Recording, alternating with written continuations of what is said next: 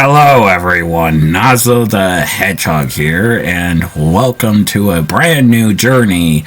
We are going to be doing, a beloved franchise, which is known as Tomb Raider. Now, this is the first game. I've never played the first game, so this is going to be an interesting experience. I do have someone with me, so sign in. Hello, everybody. Toon Landon here. I'm the one who rules like my own dimension, like a father of three. And okay, we're gonna be playing Tomb Raider. Yep. The original for the PS1, which I heard is getting a remaster collection. Yes, that's coming out on Valentine's Day actually, and I already pre-ordered it. Because I do not know if there's going to be a physical copy or not, so I already pre-ordered the digital version. Okay. My knowledge with Tomb Raider is somewhat limited. I know of the franchise and know of Lara Croft and stuff, but from what I played, I've only played, I think the first hour of the remaster on the Xbox 360.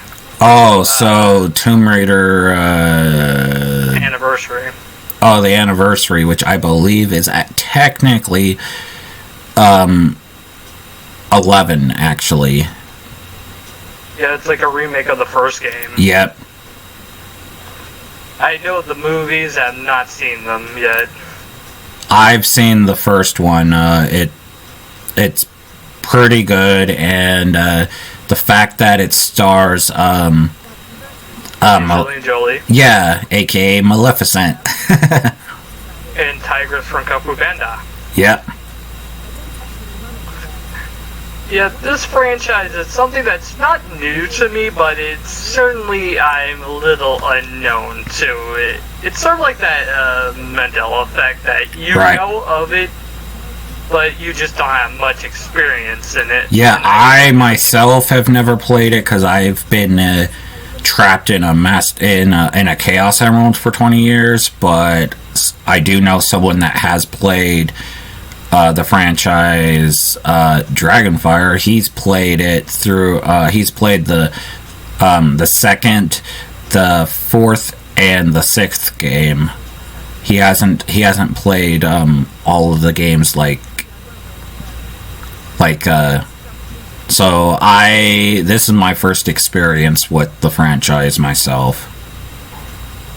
Okay. Also, I don't remember when I got the anniversary game. I think I got it for either my 17th birthday after we went to see Ghostbusters Afterlife, or I think I ordered it online because I was kind of curious about the franchise. Right.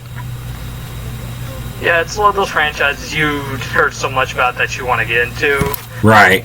There's my brother Comet, if someone has interest in this franchise that he's gonna be scared of, which is the Jaws franchise. Right. He is scared. He has aquaphobia. Oh. He's scared of sharks.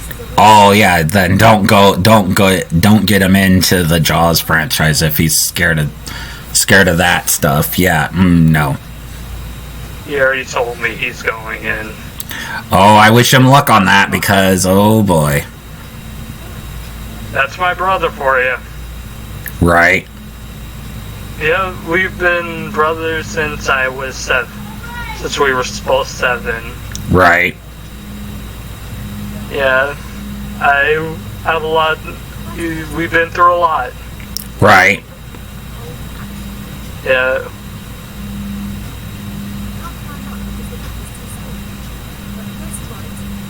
And an ironic thing is, he and me are both dating each other's gender bends. I hope that that's not awkward for you. Well, we both knew about it, so it's not awkward if you already knew about it and you already told each other about it. Right. I'm in quite a few relationships myself. I'm with Yukiko Amagi from Persona, and then I'm of course with Starline, and then I'm with Laura S. Arcade, which she's from another universe, and then was supposed to be with Beerus. I don't know if that is still a thing or not. So was supposed to be with a Fleetway. Don't know if that's still a thing either. So. Okay. I was gonna say first, I'm really not that big into Persona. I know the franchise and know the success like Joker and stuff, but just it never. Oh yeah, that's he's from the fifth one.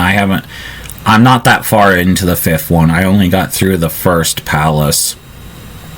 Yeah, also its gameplay style is not really my thing. Yeah, I'm trying to adjust to it. I myself prefer the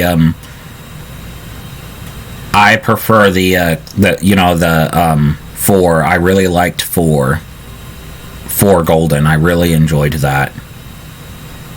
Yeah, I heard that did really well for a PS2 game, for the original Persona 4. Yeah, and that was after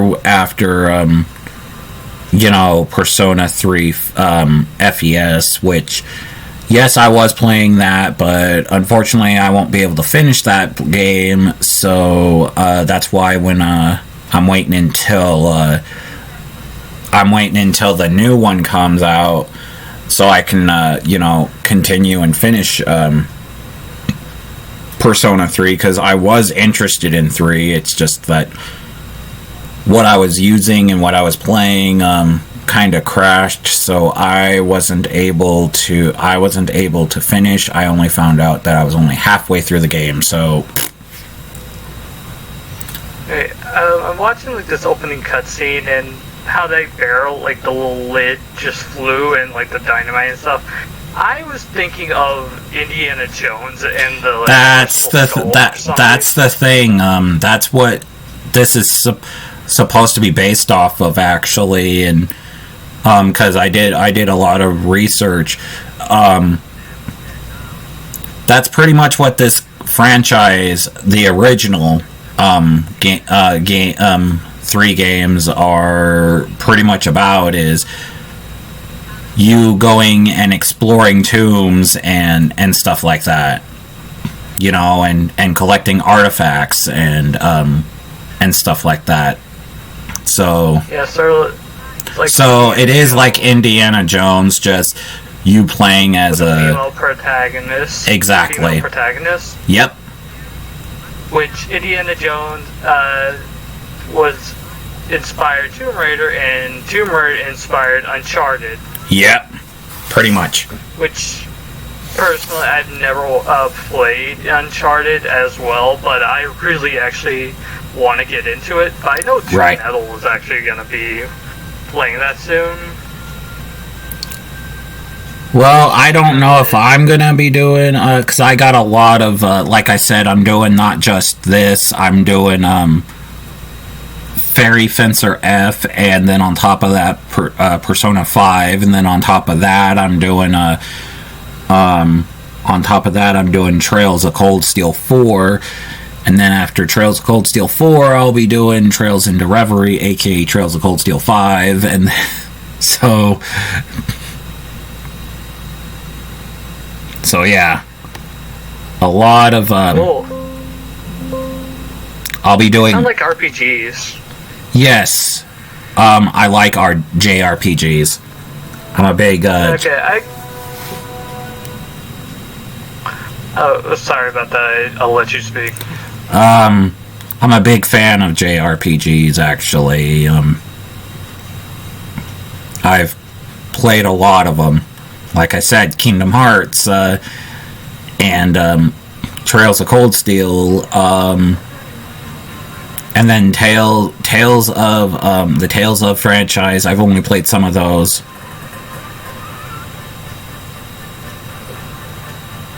Okay, I should say I'm not really an RPG guy all the time, honestly. Not most of the time. I'm not really. That's not really my style. But when RPG does something like a combat system, has something like its own combat system, I get into that kind of stuff. Like Kingdom Hearts, isn't that kind of sort of maybe a little bit of a RPG kind of style? Well, yeah, because it's pretty much Final Fantasy, but easier. You know, that's because they wanted to do Square Enix wanted to do a Disney themed game with Disney characters, but they couldn't. So they had to have they talked to people from Disney when they met in an elevator, and that's how it started. Was that they talked in an elevator because they both worked at the same building and stuff like that. So they talked. So they ended up getting talked, and they pitched the idea of doing a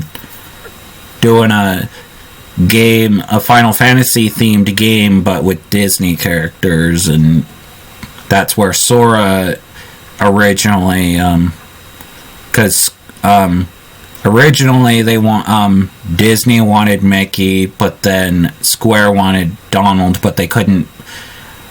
They had to compromise and make a new character named Sora, and the original design wasn't approved, so they had to turn him into what we got, which was pretty much a dude with that looks like Mickey, pretty much. Okay, I didn't actually know he was supposed to look like Mickey. Well, in the first game. Okay.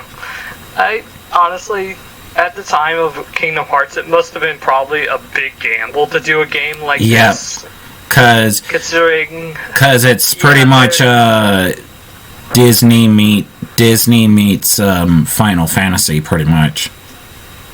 Because it's got the Final Fantasy feel with the levels and the combat and the abilities and all that.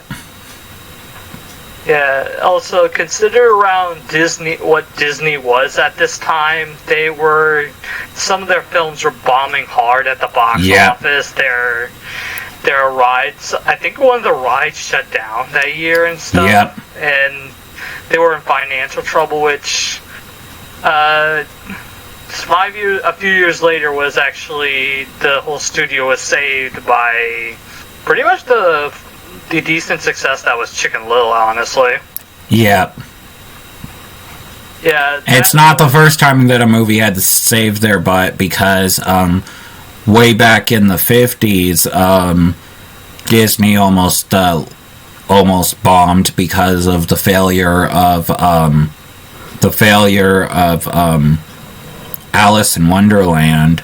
So Cinderella, the movie Cinderella, the original one from the 50s, came in and saved Disney. Okay, I thought Alice was actually before, after Cinderella. Well, if it's not Alice, I remember that there was a movie that they did before Snow White, or not Snow White, but before Cinderella, and I know that Cinderella was the movie that saved Disney. Yeah, I do know one movie that almost destroyed the whole company, and that was Disney 1986's The Black Cauldron. Oh yeah, that one did not do well. It currently is getting a fan base, but that's current. You know, that's like modern, like a cult following. Yeah, pretty much. But at the time, back in the 80s, it did not do as well. And Disney's trying to make it to where people don't know that film even exists. Despite giving it a DVD and exclusive to Disney Club Blu-ray release. Pretty much. Personally, it's an alright movie to me. I like the darker tone and stuff. Like, I don't like dark tones a lot, but that's one of those few I kind of enjoy it because of how experimental it was. Right. Sort of like Hunchback. Oh, yeah. Fun fact, the only reason why it's not rated R is because of the, gargoyles. Gargoyles? Yep. If the gargoyles was not in that movie, then the movie would have been rated R. Really? Yep. I would actually say it would have been more of a PG to a PG-13, honestly. Nope, because of, because again, I've done research, Dragonfire knows more about Disney than I do, but the thing is that, yeah, if the gargoyles wasn't in the movie would have been rated R because of how dark they wanted to make the movie. This 90s rating standards are weird. Yep. Like, take Beavis and Butthead Do America and Casper, for example. Yep. Beavis and Butthead show, they would have said that it would get a rated R if it showed the principal's butt in one scene, but shows multiple times it shows Beavis and Butthead's butts. Yep. And it shows a literal topless woman in the casino scene. Right. And in Casper, there is some, like, adult ref jokes and stuff, and they literally say bitch,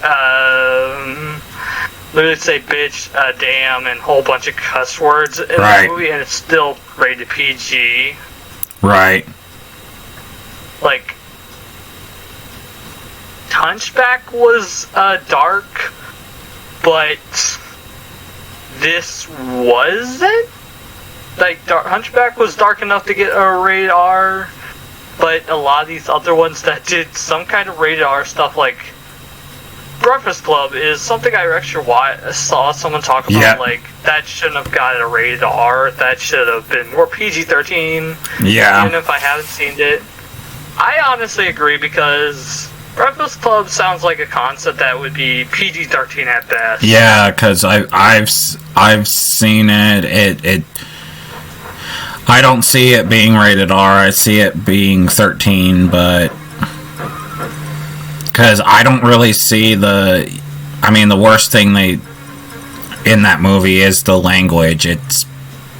That's pretty much the worst thing in that movie is the language. It's not like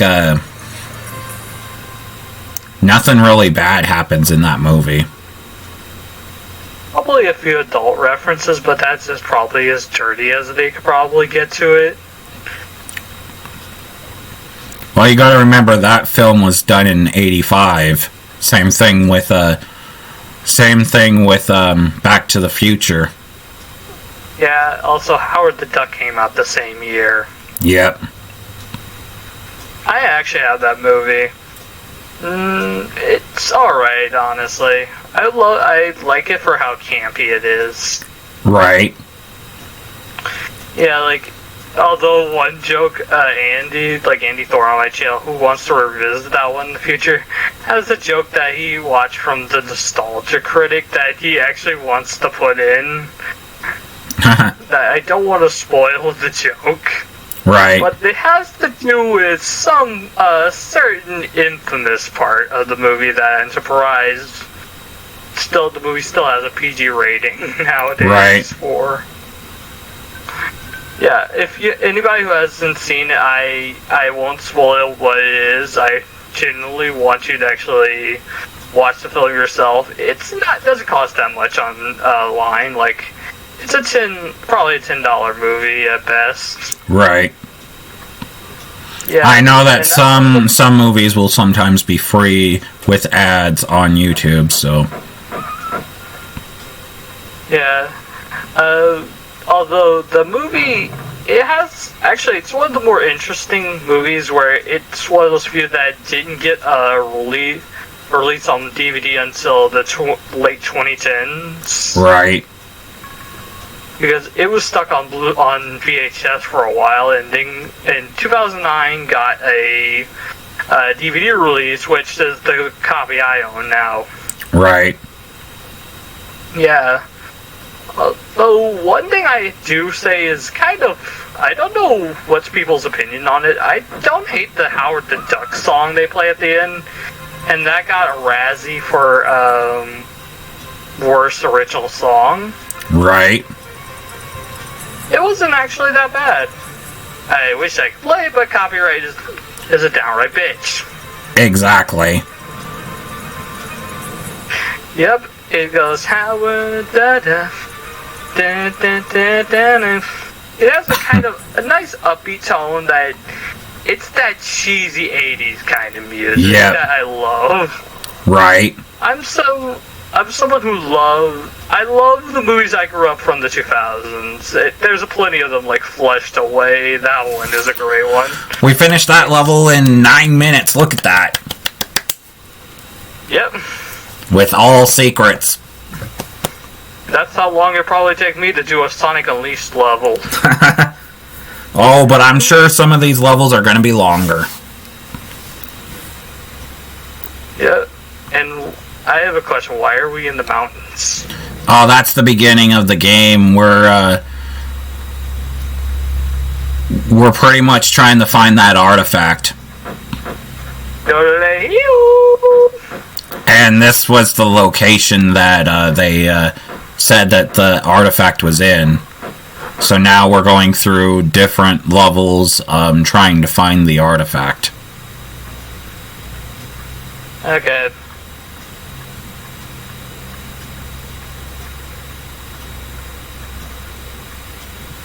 So I heard this series became more like Uncharted when they rebooted the franchise back in 2013, I think. Yep. Yep, but we're not going down that road. We're only doing the classics. Okay, honestly, if we ever played this on my channel with like my friends, like my Team Amigos, right? We're probably going to the more polished, like the more the later stuff, because I suck sometimes at older games. Right. Yeah. Also for Legacy, is it bad to actually skip the original? It's not really bad. I would say that because Legacy is supposed to, or Legend or whatever it is, it's supposed to be a reboot of the first game, so it's not that bad. But you won't have the same, nostalgic feel, and you won't have the same, you won't have the same. That same kind of euphoric feeling to the original. Exactly, and they because it's a reboot, they've changed Laura's lore a little bit. So if you want how she actually is supposed to be, that's why people recommend you to do the first game and then the second, third, fourth, fifth, and sixth, and then work your way up, because you'll see a major difference between how she was originally to current. Okay, like I think I might do Anniversary. I think my friends of me might do Anniversary. Then probably do the remastered collection. Like start with like the first one, probably on the stream series. Mm-hmm. Probably get some context, because I know they probably changed some stuff for Anniversary. In Anniversary, I'm pretty sure they have, because Anniversary was made with Crystal Dynamics, not Core Design. Core Design was the original people. Then it was Crystal Dynamics. Then it was Square Enix. Cool. quite an interesting turnout. And also, I know Crystal Dynamics is the guys who brought us the Gex series. Oh, I'm sure. Yeah, they are mostly known for that kind of stuff. But yeah, it went from core design to Crystal Dynamics to Square Enix, and from what I've been told, Square Enix doesn't own Tomb Raider anymore. They went back to Crystal Dynamics, so now it looks like the HD the remaster is being done by Crystal Dynamics, from what I've been told. I was about to say something. What was I gonna say? Oh yeah, the reason why the core actually stopped making the games was after the disastrous release of the original. Pretty much, and they after the failure of Angel of Darkness, they lost the rights to Tomb Raider, and so they pretty much Crystal Dynamics was the one that bought the rights to Tomb Raider, pretty much. Okay, I heard they actually blamed it also on the somewhat of a failure of like the second movie. Yep. Which is not. I don't know if that's would be true or not, because it's sort of the other way around sometime.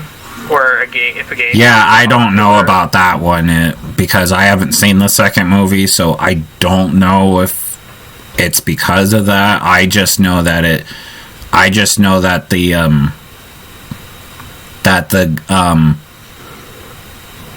that they lost the rights to Tomb Raider, but the main creator who did this game, because originally the first one was done by 6 people, he only wanted to make one. He didn't want to make all these sequels, but Core Design wanted to make more sequels because they saw how massive a hit that the first game was. So he walked. The main creator of this franchise walked, and he decided, you know what, I'm not gonna do any more of no more Tomb Raider games. So but Core decided, you know what, we're gonna be making more games. So they made the second game, then they made the third and the fourth, and then the original cast didn't want to do it anymore.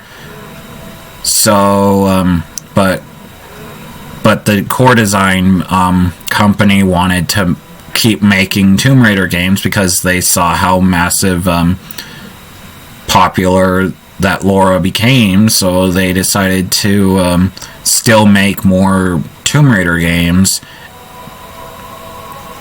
So that's why 5 is out, but 5 and 6 is pretty much rushed.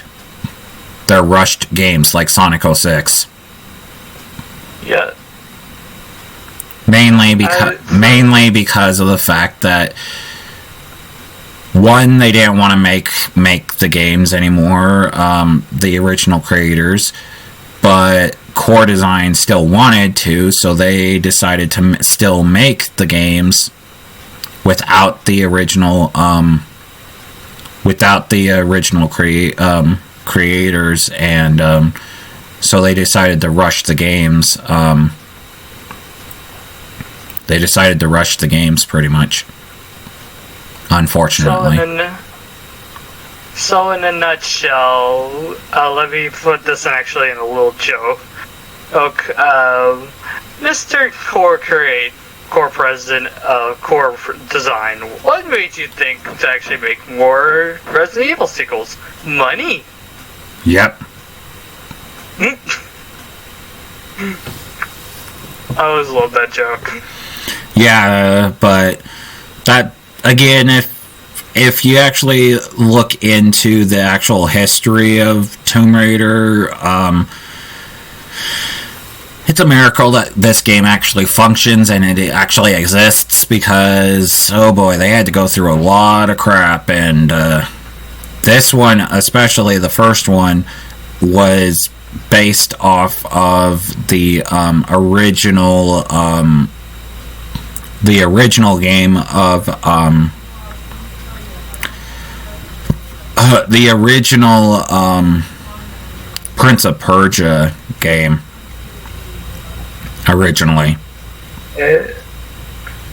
And did they have like before Sands of Time? Wasn't the first Persia game not that good? The first 3D Persia game not that good? Nope, it wasn't.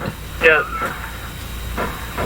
Not gonna lie, the whole thing about like how you said about the games, how the team didn't want to make them anymore, kind of makes me think of like a couple other TV shows series that after the big movies that came out, they didn't want to work. They wanted to end the series with like their movies and stuff, like South Park, SpongeBob, what else series had that happen to them, where they made the movie. They were big hits at the box office. Well, SpongeBob more than South Park, although South Park did decently for a movie, which kind of movie it is. Right. And they were called to do more episodes.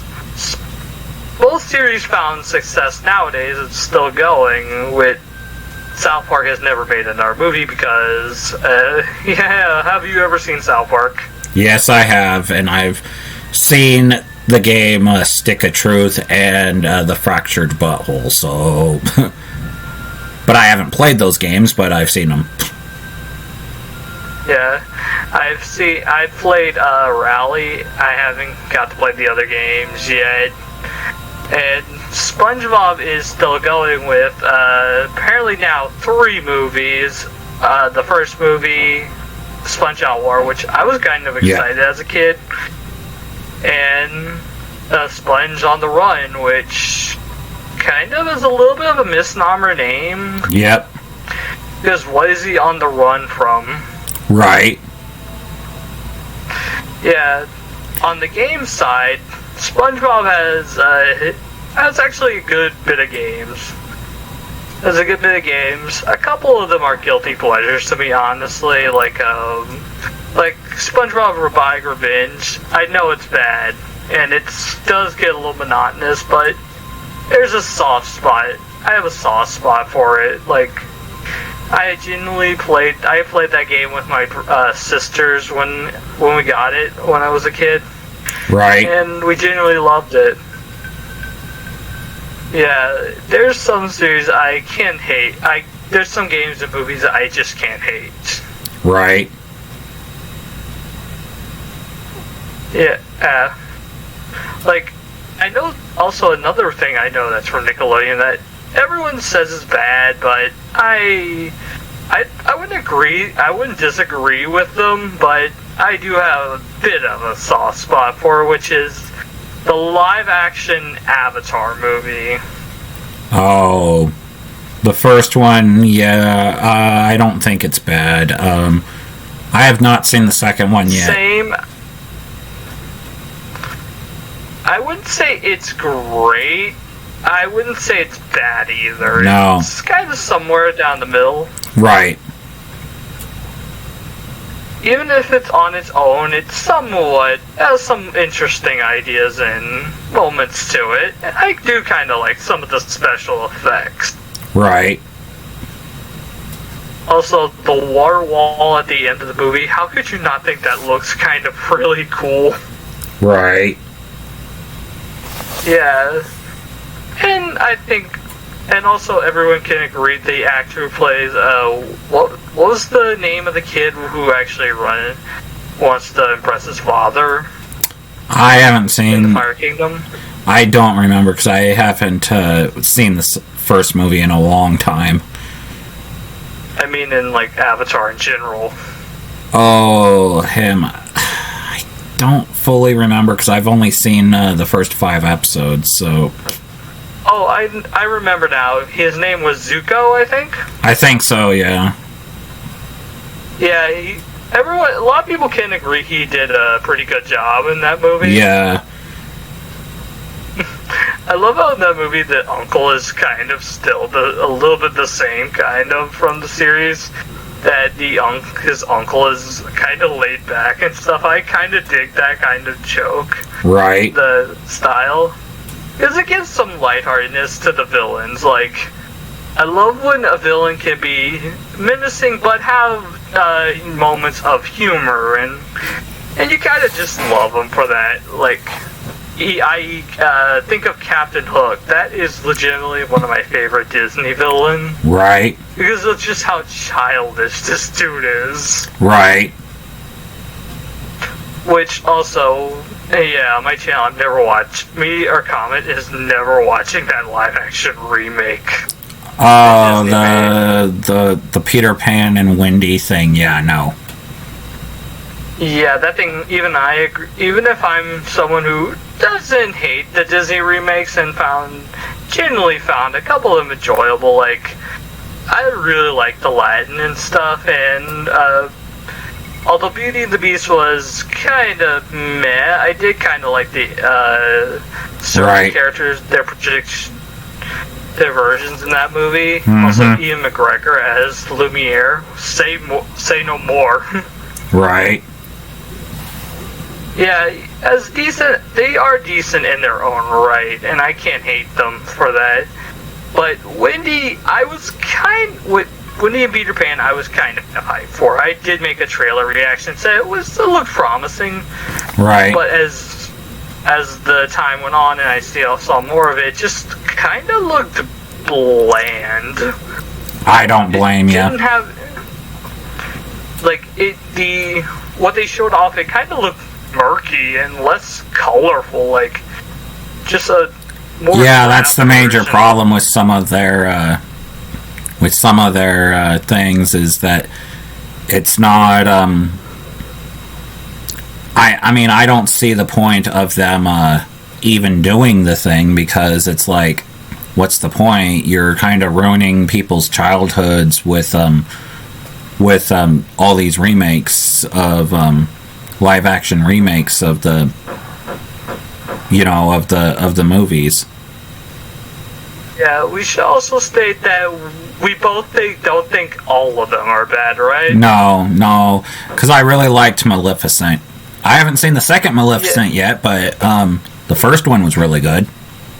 Yeah, I watched that one with my mom, actually. She really loves those movies. Right. Yeah, she really likes Maleficent. Actually, she told me it kind of reminds her of, like, Snow White and the Woodsman, like the Huntsman. Right. Which I personally never saw, but I know the style is kind of this more darker tone. Yeah. Don't mind anybody in the background. If you heard knocking, don't mind them. I don't hear anything. I don't. So. Okay, I just probably heard it through my headphones. But my mom and them really likes that. I think Huntsman is sort of like a darker take on that. You do know that they are remaking Snow White again for Wait a sec, I need to mute my mic real quick. My mom is coming in.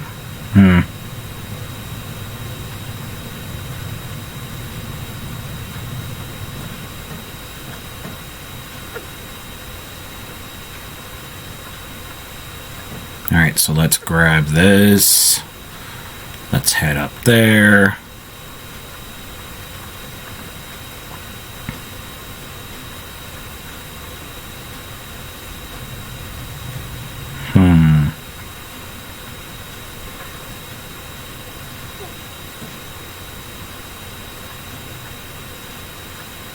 There we go. Okay, I'm back. Welcome back. We're just gonna be finishing the level from what it looks like here. There we go. We finished the level. 16 minutes. all secrets, 29 kills. Ooh, what other game would have levels that long? Oh, I'm sure that the levels are gonna get longer, I'm sure. But I would say Sonic. Like, what game has that a level that long from Sonic? The current stuff. Oh, so Frontiers. Yeah. But does that really count because it's sort of like a more open world game and like the levels that were within the game are more bite sized? That I'm not 100% sure because yes, I did finish Frontiers, and I've done the DLC, but I haven't fully, gone back and because I mainly focus on the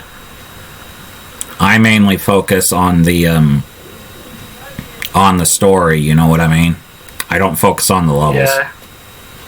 I haven't finished the game. I heard something about a giant moon that's called the End. Oh yeah, that's the final boss. Yeah, the moon is the final boss. Yep. And for the third DLC, that the final boss gets the point of view of the boss gets changed. Without going into spoilers, what does that mean? Like, what was the intention of the end? Thinking that it's a god. Again, without going into spoilers. So every Sonic villain. Pretty much. Yeah, the ones I can probably think that did that was Mephiles and Infinite. Yep. Which, fuck that final boss from Sonic Forces. Right. Yeah, that, especially when I played that game on our channel and I had a controller that was acting up. Oh boy. Oh good boy, that boss grinds my gears. Okay, so now we're fighting dinosaurs. Holy fucking shit, it's a dinosaur! Oh, I think that you're gonna have to save that for when we see the... Because I do know that there's gonna be another one here. Yeah. That was actually, if anyone knows what I'm referencing, check it. It does have something to do with Mario Odyssey. Oh, a game I haven't played. Started playing it. It's pretty good. Oh, shoot. There's the T-Rex. And there's Big Boy now. Yep. Which also I have to ask, in every Mario game, especially in Odyssey, how does this man not break his legs? Right. Yeah, there's even a falling. When you fall too far on the ground, Mario has this little animation where he's actually lands, but he shakes for a bit. Like, he has how am I still alive kind of face. Right. Yeah, and the dude should be dead. And yep. I'm not... And logic should also go for Sonic. How did these two are alive? Right. And if anyone in the comments actually pulls out it's plot armor bullcrap, I'm not buying it. Yeah, no thank you. It's funny for a parody joke, but... Yep. When it's actually a legitimate reason, yeah, I'm not buying that. Yeah, no. There has to be a reason. You can go fan dubs. I'm surprised no one has made a joke how Laura's breasts are literally one polygon in a fandom of this. Right. And this is again the original stuff. This isn't the current stuff. So welcome to 1986, where men simp over polygon tits. yep. Knowing Silver, he probably would as well.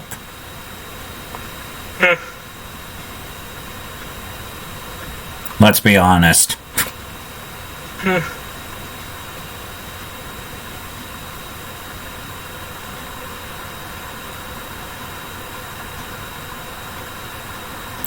Yeah, how would you know that we can climb that? And then we're climbing the waterfall. Look at that. Especially with the clip, how in 1986 this kind of stuff where clipping is a usual thing, where it just looks like a part of the wall that just looks like it's part dated. Yep. Yeah, a lot. Actually, one game I know people actually say never go back to the original version and just skip to like the reimagining/remake is Silent Hill. Oh boy. The original. Yeah. Is it really that bad? I don't think it's. Haven't heard bad things about the original Silent Hill. I just heard it's. If you're someone who more grew up with like either during the 2000s or just some games do kind of seem their style is a little dated. A lot of people say go to Shattered Memories. Right. Because that is essentially just the first game, but more reimagining it. Mm-hmm. And I wouldn't blame anybody if they just skip ahead to just do Shattered Memories and then do like 2 and then 3, which costs like freaking hella money online. Right. Which I don't know if I'll be playing. I'm probably just gonna emulate those games when we get to them. Right. Because I ain't paying that damn amount of money. The hell with that damn amount of money. Me neither. Alright, so we have to get a cog. We have to get 6. We gotta get 3 cogs to finish the level here.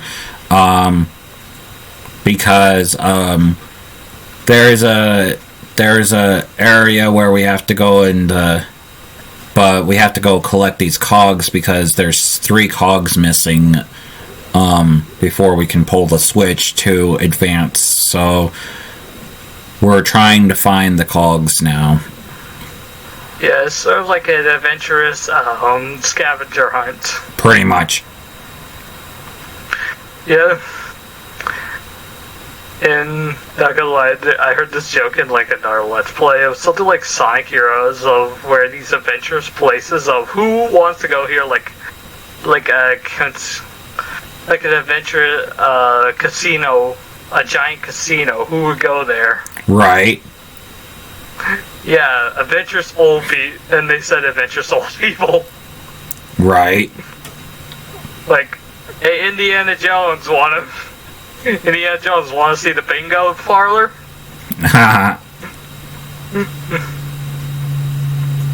Oh boy, look at this. We have to jump sideways. There we go.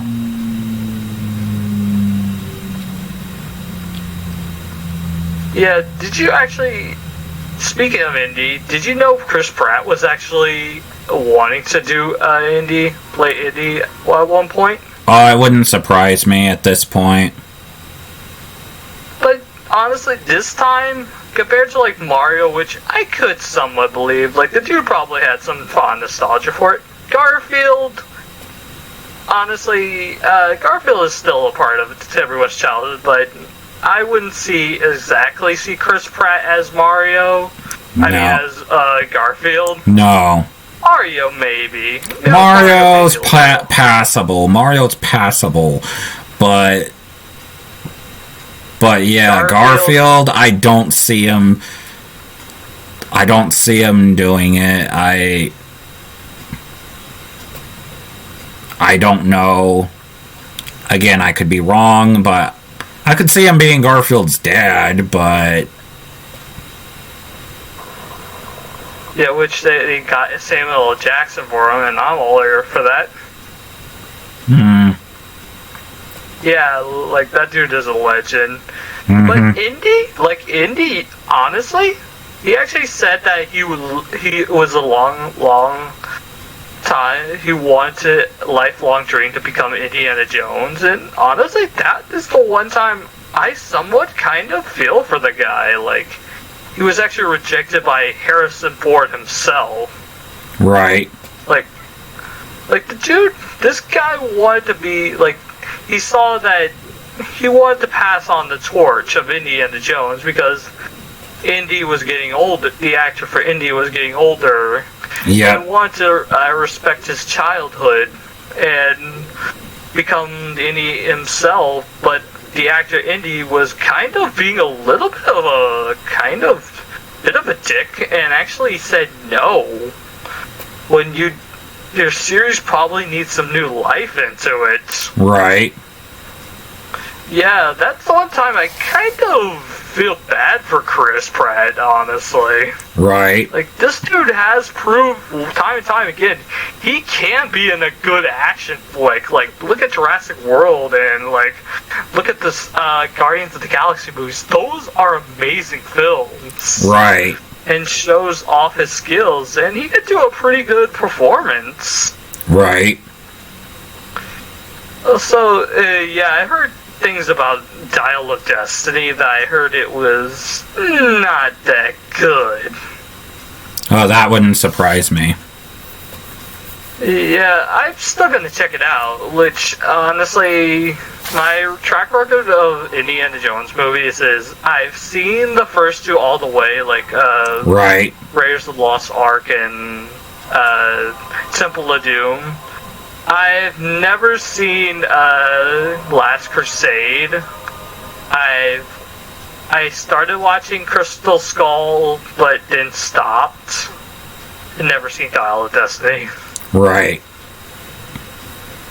I heard Last Crusade was good, honestly. There we go. We finally got the last one.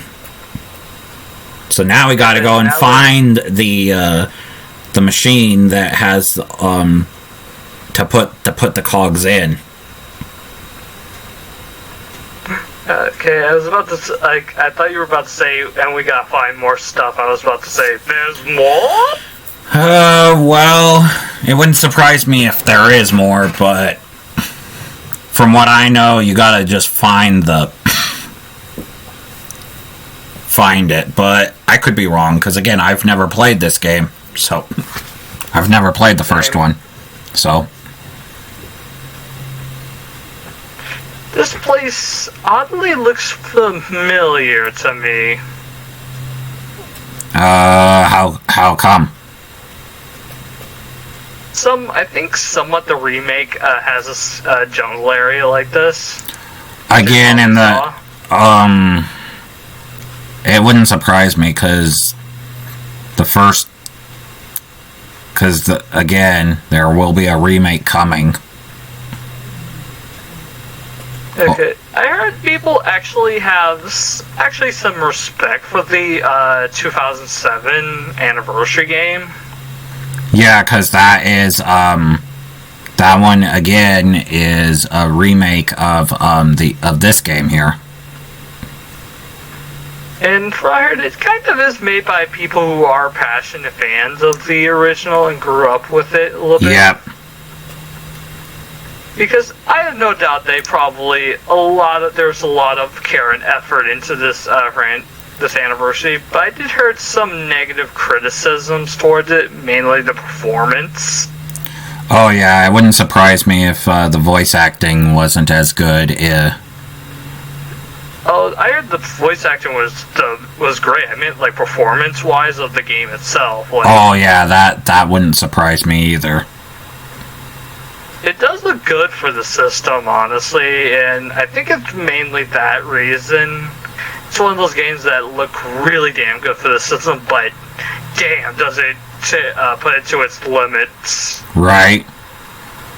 Sonic Unleashed is another example, which that game I have mixed feelings for, but damn, does that game look gorgeous. We gotta do some platforming here. Platforming! Good thing I'm on my channel, I'm pretty much the Mario hog.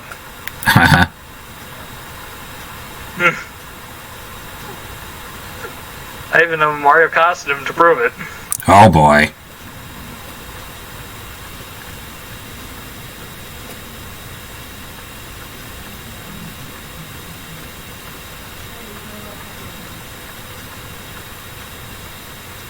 Speaking of Mario, have you ever seen like the Illumination movie?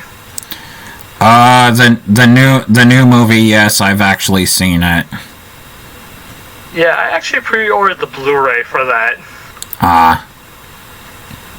Honestly, before I even got like any consoles to play like Mario and stuff, my first introduction to the plumber was the Super Mario Super Show. Oh. I have not seen that. But I have, again, I've played some of the games, but not all. Yeah, I think my first game, my memory's a little fuzzy on this. I think my first game I ever played of Mario was the new Super Mario Bros. 2 on the 3DS. Right. Which, honestly, I put so much more time in that game than I needed to. Makes sense. Okay, now we're putting the cogs in. We got one more. Like, for Sonic, Sonic Unleashed was my very first Sonic game, which, yeah, it's not a bad game, but not a great introduction to this franchise. Yeah. Gameplay-wise. Like, I'm not saying the game is bad, it's just, that game is so damn hard. And would you believe me if I said my first 3D Mario game was Odyssey? Oh boy. That's kind of surprising. Yep. I've actually wanted to play 64 like Sunshine and Galaxy, which me and a couple of my friends, like Team Amigos, has a plan for that. Classic Silver's getting 64. I'm getting Sunshine. Comet's actually doing his own thing with Galaxy, inviting a friend of his over for that one. Right. Where she actually is from space, so fits the theme actually pretty well. I can respect that one. Right. Yeah, don't know if it's going to be the same for Galaxy 2, but we have a lot to go through. There's 3D World, which I know I'll probably do with my friend. Right. And then, yeah, that ain't good. Either that's going to end spectacularly, or end spectacularly in a dumpster fire. Right. Yeah, because it's fun, honestly. 3D World, what am I saying? 3D World is really fun. It's just really fun with the chaos. With the chaos of the multiplayer. Like, you want to get through the game, but you're just having way too much fun laughing at your friends messing up and stuff. Which just makes it way too much fun.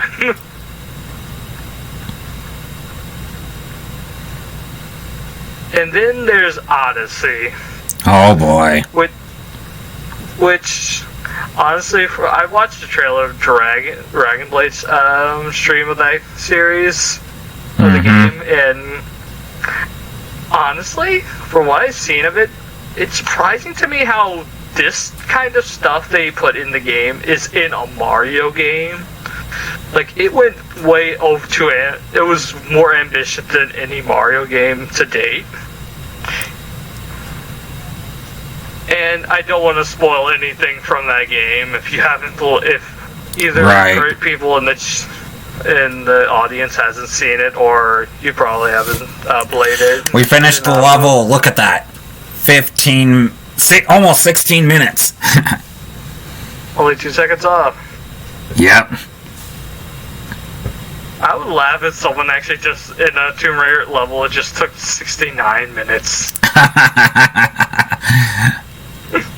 Who knows? Because, With how long some of these levels are, I could see it.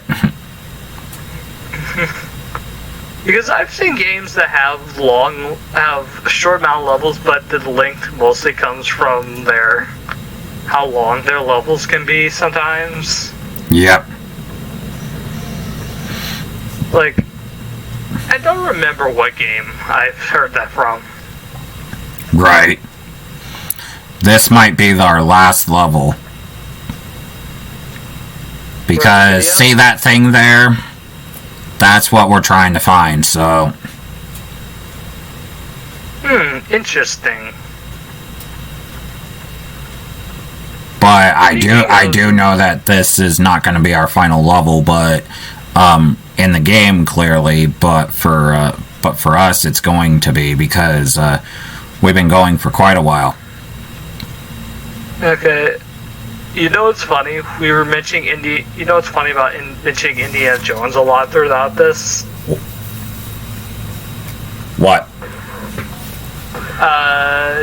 There was an Indiana Jones game that played like Tomb Raider.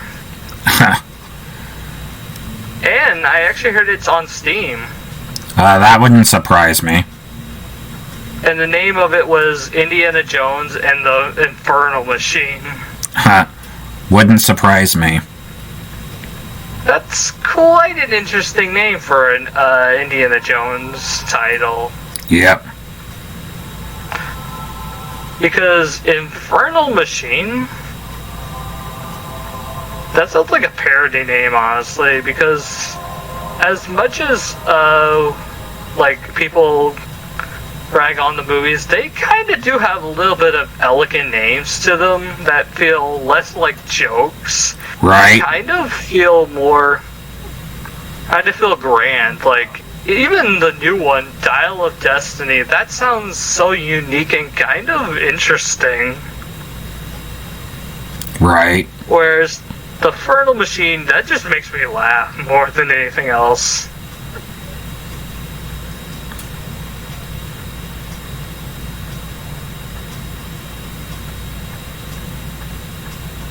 It also sounds like something that your old neighbor would actually scream out his window and say, "You can't stop with that infernal racket from that Infernal Machine."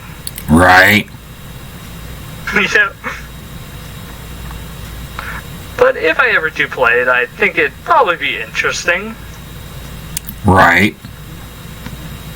Yeah. Okay, so that's the first one. We have, we pretty much have, to go around, pull switches, because there's a door that is blocked right now. And the thing is that we have to go around, pull switches, solve puzzles, in order to open the door, pretty much. That and so puzzles, goody.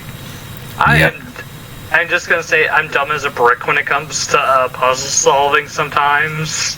I'm not that great at it either, but yeah, because Portal is one big example I have, because I had to look up a guide for Portal 2 when I first played it. Well, not so much for the first part of it, like the first few levels, I did pretty good, but when I got, like, more stumped and stuff, right, I had to get a guide. Fantastic game all around. Like, I'm not saying Portal, because of the Portal, I'm dumb as a brick, it's bad because of that. It's a fantastic game, I'm just not a puzzle solver myself. right. So you saw there that we just unlocked the first door. There are there are 3 in total, so we have to go and unlock the second door and then the third door in order to advance. Okay. So yeah, some people say that this level might be a little long. Because of that. Because of having to go back and forth and solving 3 different puzzles to unlock a door. Yeah. Good thing whenever I play this, like either I play this or like one of my friends plays this for like the Team Amigos Let's Play. Good thing I probably have my 3 of my best pals with me. Right. Because they can pretty much entertain me and help me through this. Right. Because those 3 dudes are actually really great. Like, we have Comet, obviously my brother, my little buddy, Classic Silver, and we have the talkative robot himself, to Metal, which he's a reformed version of Metal Sonic. Right. And he has his own kid. He actually has his own kid he adopted now. Ah. Yeah. Which honestly is kind of sweet. Like, right. There's a Metal that actually got to find his own life, get his own life and stuff, and not be... actually learn the error of his ways and actually find happiness. Right. That's what I admire the most from Metal. Yes, he can be a little bit of a wise ass, but the dude has a heart. Right. Dude has a heart to him. He's also pretty funny when he can be. And he actually has a good-hearted girlfriend, tune Amy Doll. Oh boy. Which is also Amanda Doll's mother. Oh my. Alright, so we did the second door, so now we just gotta go do the third door. If we keep this up, we might actually finish the level without a problem.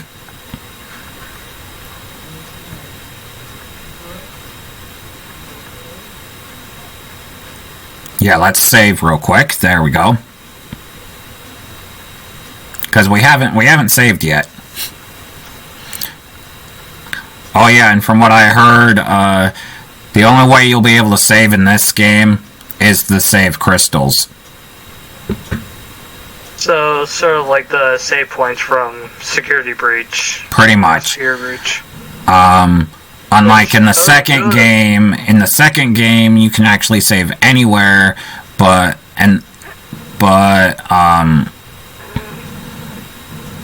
yeah, we're not playing the second game yet. Yeah, what is with first game? What's with first games and having this stupid, annoying, like, save system? Well, the thing is with this game, you know, you gotta remember that it was limited. Yeah, but explain other games like Security Breach, Ratchet and Clank 1, and pretty much a few others. That I don't know. Maybe they were just trying something, you know, because they're the first game, so they're just testing everything to make sure everything works. I can understand that.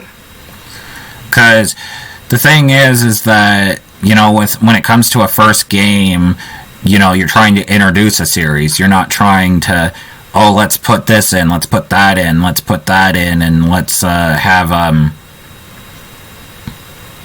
you know... Yeah, that's what actually sometimes, I think it's more simplicity that actually makes a first game work.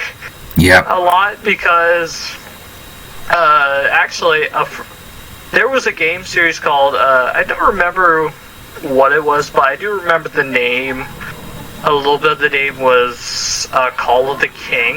Right. Not to be confused with a different Call of the King, but just like this little game that was made by Traveler's Tales. Right. And they try to go too ambitious with it and try throwing a lot of stuff with like multiple genres like racing, combat, and whatever.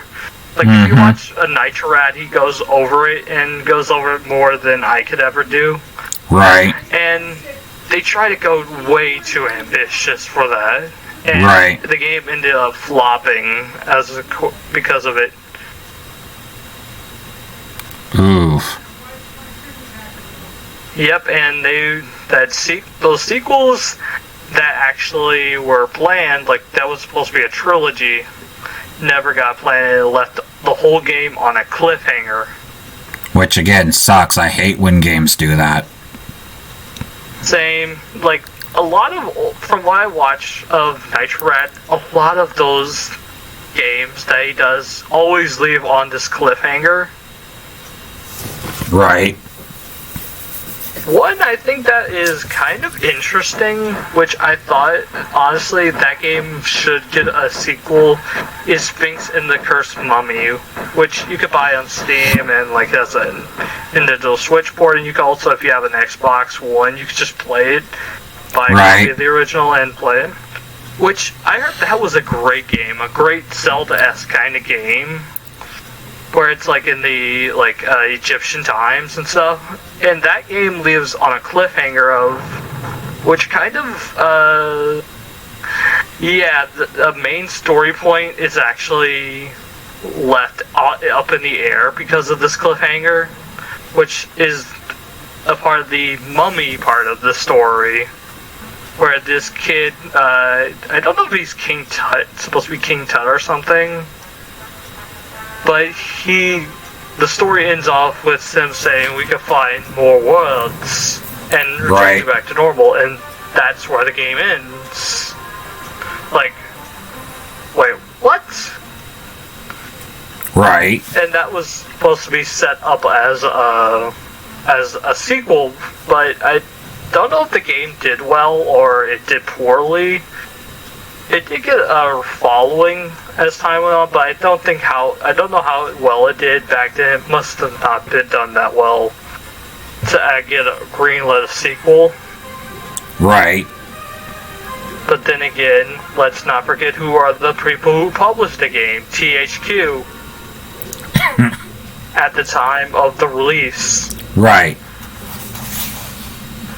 Which, THQ, their games, they're not a bad company, even back then. They just make some not so great decisions.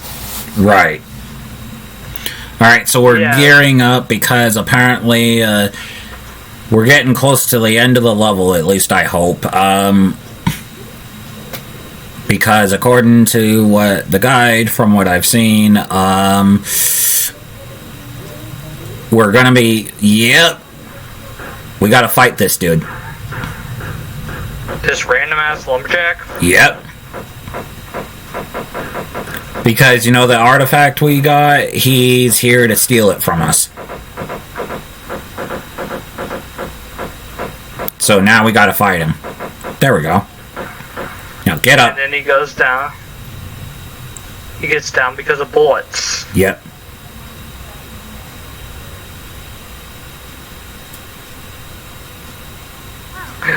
Here we go, cutscene. I'm surprised this game didn't do something like that, where this guy just leaves, and he's a rival for later. And he says, "I'm not weak." Oh, it wouldn't surprise me if we end up fighting him again. Yeah. Also, how do you fight a super strong dude? Kind of reminds me of the first Indy movie, like the first Indiana Jones movie, where we fight where Indy fights that shirtless dude in front of an airstrip. Right. Yeah, and in the Lego game, they have the dude's head cut off, but in the movie, she's looking at the camera. That was funny. She was looking at the camera. Like, I know I'm in the video game, so what? Right. Oh, we finished. Look at that. 10 minutes. And dude just got fooled. Oh, cutscene. Pre-render cutscene. Yep.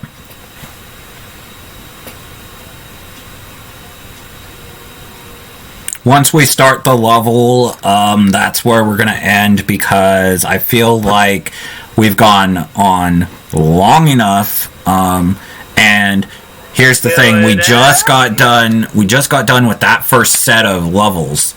We'll be going into a new set of levels. Okay. Laura's here is just pretty much doing the Sonic fan dub thing and saying, "Going up." Yep.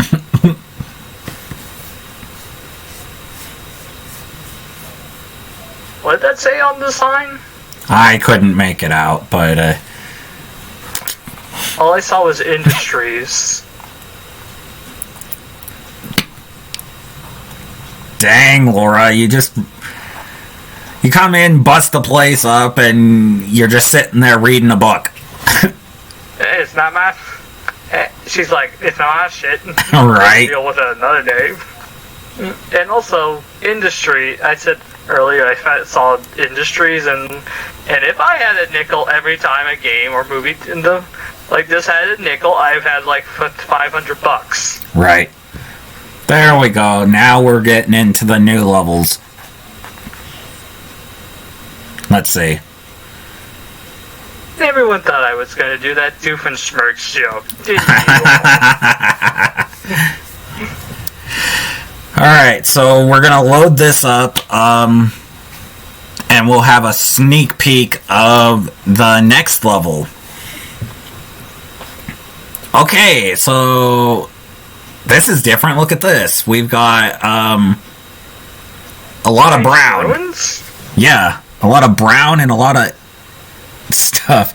So, yeah, we're going to end it here. I am brown. Right. So, I was good in here. So, why don't you sign off? Okay. This has been fun. This has kind of been fun talking to you and a lot of interesting commentary and stuff. Like, Tomb Raider is quite an interesting franchise to me. Yeah, and again, this is the first game, so we have a long ways to go. Yeah, some of my favorite franchises did kind of have a little bit of a rocky first start. I played a lot of although some of them I have played the sequel before the original, like Spyro 2, Portal 2, which I heard Portal 1 is still kind of still a fantastic game, even by the standards. The second one upstaged it. Right. Like, a first game still can be fantastic and still can be great, but sometimes it kind of does take a bit of a rocky start. Yeah. But even then, sometimes they just expand upon the original while changing it a little bit up. I.e., Sly. Like, look at Sly. It went from from a linear game to more of a kind of like this open world kind of thing, but still has a little bit of linearity, so you know where you're going. Right. Yeah, because I know you probably have some knowledge of that, because you probably played Sly. I've played Sly, Sly 1, 2, and 3, but I haven't been able to play the fourth one yet because I had technical difficulties with the fourth one. Okay, like Thieves of Time, pretty much. Yeah. Yeah, I've not played Sly myself. I've seen people play it. Right. The fourth one is one of those interesting cases where I kind of dig this art style and this look to the franchise. It's kind of interesting to see how it translates to HD with this cel-shaded look. And go back to seeing the original, I kind of somewhat find the charm in that those original games, kind of limited animation, those stock images, stock animations. Yep. Yeah, and it's somewhat Tomb Raider is sort of like that the precursor to a lot of stuff that, like a lot of great franchises, even somewhat Jak and Daxter. Like you look at some of its style, how it goes, which is kind of ironic since the guys who worked on Jak and Daxter would later work on Uncharted. Yep. Because I have no doubt they probably had a little bit of inspiration with some of the style stuff from this game. It wouldn't surprise me.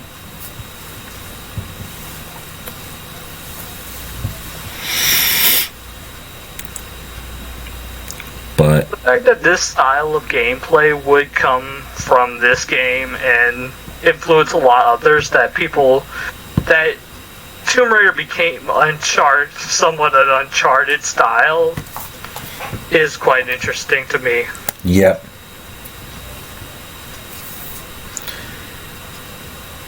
But anyway, we might as well end it here before we get too far, because yeah, we need to plan for part 2. So go ahead and sign off.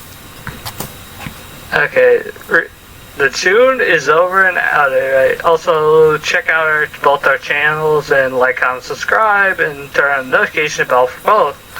And let me know if you guys want to see me do return for the second part, and for more Let's Plays. Yeah. And this is Naso signing off. Thank you guys again for watching. Make sure you comment, rate, subscribe, turn on notifications so you don't miss a video from me. And I'll see you guys next time. Goodbye.